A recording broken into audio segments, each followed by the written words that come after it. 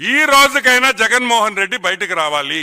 ఇంకా ఎన్ని రోజులు నీ కేసులు ట్రయల్కి వచ్చేదానికి ఎన్ని రోజులు నీకు ఈ కేసులు జరుగుతాయి? ఇప్పుడు 5,000 రోజులు జరిగినాయి. ఇంకా హౌ లాంగ్? ఈరోజు మేము ప్రశ్నిస్తున్నాం. ఇంకా ఎన్ని? 2,000 రోజుల, 3,000 రోజుల, 4,000 రోజుల, 10,000 రోజుల? ఎంత మంది హైకోర్టు జడ్జిలు మారారు? సుప్రీంకోర్టు జడ్జిలు ఎంతమంది మారారు ఈ 5,000 రోజుల్లో? నీకు సంబంధించిన నీ ట్రయల్ కోర్టు జడ్జిలు ఎంతమంది మారారు ఈ 5,000 రోజుల్లో?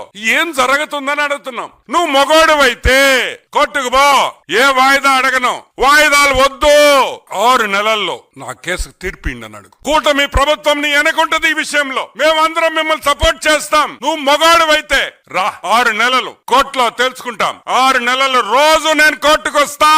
నేను ఖాళీగా ఉన్నా, నాకు పని బాట లేదు, బెంగళూరు పోయే బదులు కోర్టుకు వస్తానని చెప్పు. నాకు ఇంక కేసులు వద్దు, అటో ఇటో తేల్చండి అని చెప్పే దమ్ము ధైర్యం నీకు గాని ఆ కేసులో ఇన్వాల్వ్ అయిన ఎదవలకు అందరికి ఎవరికైనా ఉందా అని నేను ప్రశ్నిస్తున్నా.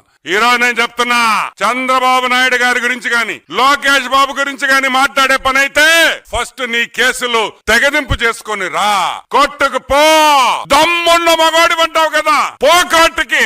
6 నెలల్లో రోజు నేను ఈడ కూర్చుంటా అని చెప్పే దమ్ము ధైర్యం లేనోడివి తెలుగుదేశం పార్టీ గురించి గాని తెలుగుదేశం పార్టీ విధానాల గురించి గాని మాట్లాడే హక్కు కూడా లేదని కూడా నేను మనవి చేస్తున్నా.